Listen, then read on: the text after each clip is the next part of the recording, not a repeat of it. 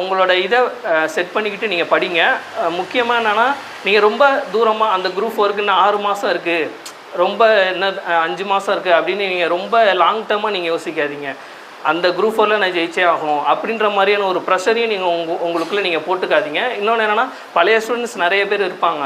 பழைய ஸ்டூடெண்ட்ஸும் ரொம்ப நாளாக படிக்கிற ஸ்டூடெண்ட்ஸ் இருப்பாங்க, புதுசாக வரவங்க இருப்பாங்க. முக்கியமான விஷயம் என்னென்னா, நீங்கள் புதுசாக இருக்கிறவங்க பழைய ஸ்டூடெண்ட்ஸோடு நீங்கள் உங்களை கம்பேர் பண்ணிக்காதீங்க தயவுசெய்து.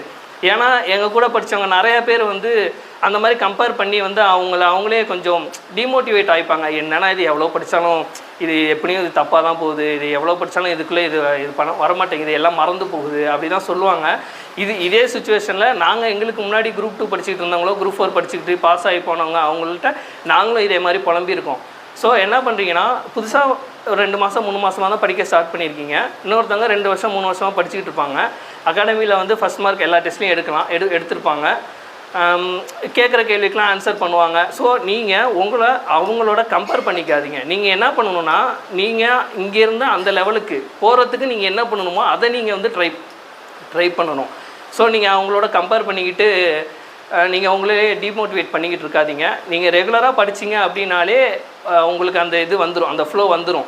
ஸோ வந்து நீங்கள் அந்த மாதிரி அவங்களோட கம்பேர் பண்ணிக்கிட்டு எப்படின்னா, மற்றவங்களை இம்ப்ரெஸ் பண்ணுறதுக்காக படிக்காதீங்க, உங்களை இம்ப்ரூவ் பண்ணுறதுக்காக படிங்க. ஓகேங்களா? இப்போ அகாடமியில் இன்றைக்கி ஃபஸ்ட் மார்க் எடுத்தே ஆகணும், செகண்ட் மார்க் எடுத்தே ஆகணும், எப்படியாவது இம்ப்ரெஸ் பண்ணணும், நான் அப்போ தான் ஒரு இது ஃபுல்ஃபில் அப்படின்றதுக்காக படிக்காதீங்க. நீங்கள் ஃபஸ்ட் மார்க் அது தப்பு இல்லை.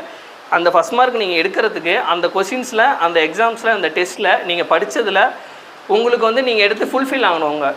உங்களோட மனசு வந்து ஃபுல்லாக சாட்டிஸ்ஃபை ஆகணும். ஓகே, இவ்வளோலாம் பண்ணியிருக்கோம், இவ்வளோ இது பண்ணியிருக்கோம். இதுலேயே வந்து அந்த நீங்கள் ஃபஸ்ட் மார்க் எடுக்கிற கொஷின்ஸ்லேயே 2வது வாட்டி 3வது வாட்டி 4வது வாட்டி நீங்கள் வந்து உங்களுக்கு அந்த டெஸ்ட் கொஷின் கொடுத்தா நீங்கள் அதே மார்க் எடுக்க மாட்டீங்க.